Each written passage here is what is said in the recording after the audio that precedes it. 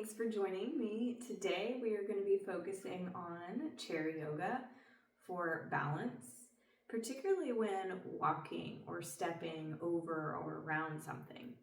So you'll see today what you might need is a chair or something to utilize for balance, a sticky mat or something where you aren't going to slide around, and then you might want to have a yoga block. Of course, you can always use something around the house as well if you don't have a yoga block. And then a blanket, a folded blanket of some sort. And we're going to be using those after our little warm up. So have those ready. And then you'll come to standing on your sticky mat with your hand on your chair, what you're using to balance. And I want you to take a moment just to start to feel and sense your feet. So you can be wearing shoes while you're doing this. Of course, I'm in socks, and you can also be barefoot. And I'm just going to start to rock a little forward and back, feeling my body, feeling my weight distributed, maybe even a little bit side to side. So you're rolling to the outside edges of your feet. Now find somewhere in the middle that feels even, that feels stable.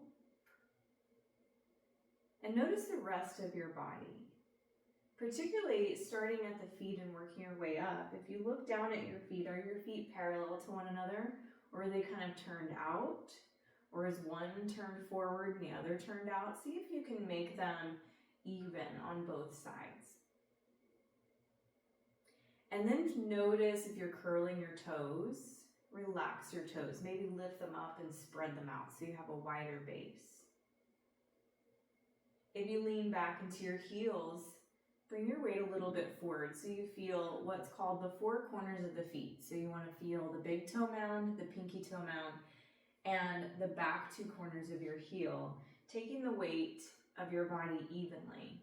And then notice if you shift your weight into one side. We tend to do this if there's injury or trauma to a part of the body where we're in kind of protection mode. So see if you can move away from that habit and bring the weight evenly into both feet, into those four corners. Now notice what's happening in your knees. Soften your knees a little bit, especially if you tend to lock them out or straighten them. And then notice what's happening in your hips and pelvis. See that your pelvis is in a neutral position. So you can a few times maybe tuck your tailbone under and then stick your tailbone out and feel what feels comfortable in the pelvis. Where does it feel supportive, neutral in the body? And then maybe take a roll through your shoulders or a few times to really settle the shoulders down the back so your chest and collarbones are broad and spread. And then feel the crown of your head lifting up towards the ceiling. Now that you've established a good standing posture, let's start to move around a little bit and some warm up. So we're going to lean towards the chair or the object that you're holding onto. And you're going to take some weight into that leg and lift the other leg up. And you can support it by holding onto it. You could use a strap or a band. And I'd like you to roll your ankle a few times. If it's impossible to lift your leg that high, of course you can always keep it closer to the floor. That way if you lose your balance, you can easily correct yourself. So warming up the ankle on that side.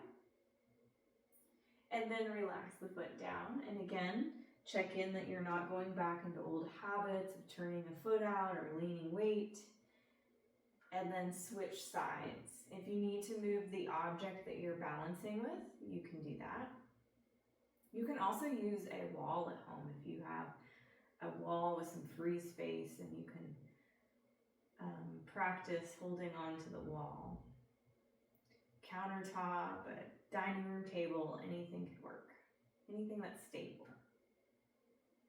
Once you've rolled out your second ankle, release the foot back down and again, find even ground in all four corners of your feet. Now you're going to step back with your right foot, and I want you to turn that foot out now, just a little bit of an angle. So your hips stay forward, your front knee bends a little bit, and then just see where you can start to feel a stretch. If you don't step back far enough, you probably won't feel anything. Versus if you give yourself enough space, you might feel the front of your hips stretching. You might feel your back calf muscles stretching. And then the front leg and foot are doing the work of support, strengthening. Now, breathing is something that when we're concentrating, we tend to stop doing. So make sure you consciously check in that you are breathing nice and deep, preferably down into your abdomen. Now, once you've done that, lift up your heels, step forward, find where you're even in the feet and you feel stable and balanced, and then slide or step the foot back. On the other side, at a little bit of an angle, hips forward, front knee bent, and stretch the front of your hip and the back calf muscle. Step back a little further if you don't feel anything. And we're all going to be in different places where we feel safe. So be sure to not try to look like me because I'm demonstrating, but just to find that a right amount for you today. Take a few more breaths here, and you might notice you're a little bit wobbly. If you are, you can step out a little wider, so take up more space or distance between your feet and feel more stable in that foundation. And then step or slide forward back to standing, what we call mountain pose. Okay, now we're going to bring in some of the tools now that we're a little bit warm. And you'll notice if you're using a yoga block, it has really tall side, you can move it to the medium side, or you can move it to the shortest side. So we're going to start with the shortest side. And we'll turn the short side forward. And you're going to step your right foot forward next to the block. So the left foot is kind of in the stance we just left for a stretch, only a little bit shorter distance. Left foot behind the block. You're holding on to your support if you need it, and then you're going to pick up your leg and move it to the other side. So you're going to go back and forth. And if you feel like you're kind of walking on a tightrope, you can widen your stance. Maybe the left foot's out a little wider, and then you're stepping up and over the block at the shortest setting to begin. Inhaling, exhaling. And you can look down if you need to, but once you've established where the block is in space, then you can look forward or just kind of look out in advance where you see it in your peripheral vision and you're stepping up and over it. Now, if this seems easy, you guessed it, you can make it to the medium setting and try stepping a little higher. This balance practice is also creating a lot of strength. Okay, so the third setting, if that was easy, try it a little higher on the third setting where you really have to pick your foot up in space. This is great for balance and fall prevention. And I'm leaning back and standing on my supporting leg while I pick the foot up. So I'm not really putting a lot of pressure down. I'm really as light as I can be in my hand just for stability.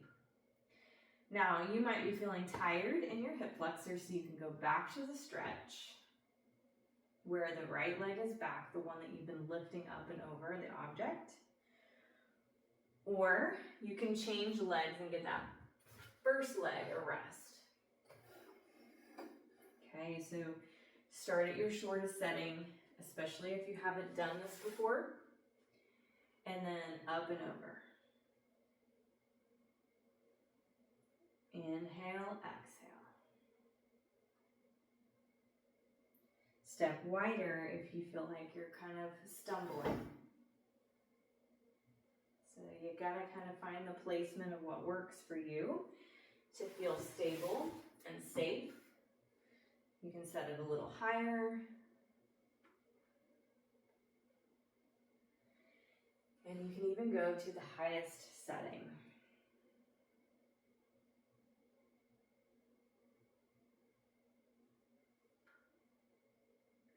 All right, keep practicing that a little bit longer on this leg. And we're gonna eventually start to step over it in another direction.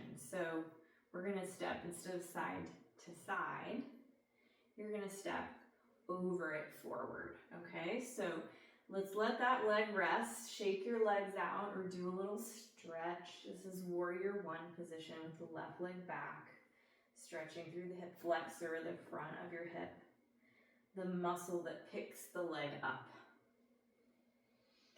All right, once you've done that, you can change your block back to the lowest setting if you like. And you're gonna have it so that you're standing with both feet behind the block. And I have it now lengthwise across the mat. So it's longest across my mat, shortest forward, okay? So now with your right foot, you're gonna step up and over. So you're stepping into a lunge position or the warrior one position we were just in, and then stepping back. Stepping forward on the inhale, plant the foot, and then you're leaning back, step up and back again. And when I come back to my starting position, the weight is even in both feet. Step forward, step back.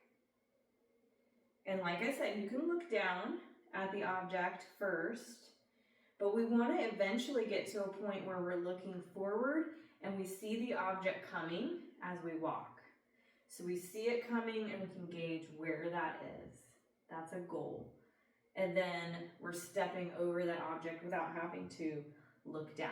Because sometimes that's when we lose our balance and we trip. Plus it doesn't give us very good neck and head posture. Puts a lot of pressure on the spine. So if that's too easy, you have two more settings. You're going to step over the medium, or you're going to step over it at the highest setting, where you really have to pick your feet up. And you're breathing.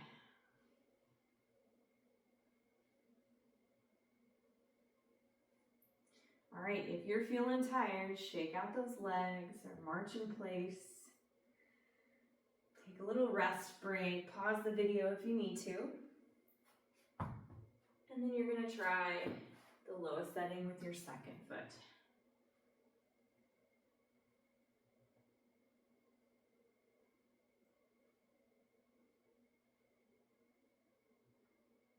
And I'm making full contact with the foot. I'm not just tapping the toes down on the floor. I'm stepping forward just as if I was going to keep walking, okay? Now, if you wanted to step forward with both feet and back with both feet, as if you were stepping over a curb, okay? I'm all about functional movement. How am I going to use this in real life situations? Medium setting, same thing. You could be doing one leg or both. And notice I'm looking forward. So through proprioception, I've been able to decide, where is this object that I'm stepping over? And then you can go to the highest setting and step up and over the highest setting, one or both feet. Now we can make this even more challenging. Let's say, okay, yeah, got it, not a problem. That's where the blanket can come in handy, okay? So you can set the blanket in front of the block. In front of the block, and it's folded up, so it's a little, flimsy and uneven. And this would be equivalent to us stepping over and onto something that's maybe a little more unstable, like a short hill or a little mound in the grass, okay? Some uneven spots in the earth, okay? Or we step over and we step on something we didn't know was there and it's a little wobbly. So there you go. You can change it to whatever height setting you want and step forward onto the blanket. And then even more challenging, you step onto the uneven object with both feet and you step away from it. Now what may be interesting is, do you still need to hold on the entire time for balance? Or can you work on letting go? And change out which leg you're doing this with. So it can be really simple. I'm just kind of putting some weight on it and taking the weight away. Oh, that's uneven. Step back. Prepare yourself. Look at your surroundings. Is it safe to step on? Can I maintain the balance? Maybe it's a little uneven rock or a break in the surface and you're trying to learn how to catch your balance on that. So maybe the object that you're holding onto is just there in case. Okay? That's another option. And then stepping over side to side too, you can step onto the blanket. So those are a few ways that you can take balance to another level versus your traditional yoga poses of maybe tree pose or balancing in different warrior positions and letting go. Okay? And it doesn't take a lot to really feel it and to feel like you're building strength and stability and balance in your feet. So after you've done the practice, go back to the stretches, maybe some ankle rolls feel good because we are using a lot of those smaller muscles in the feet. And then you might go back to some leg stretches, the warrior position, and stretch the front of your hip because it's done a lot of picking up the leg and moving it forward. Thanks for tuning in. I hope you subscribe to our channel and stay tuned for more videos.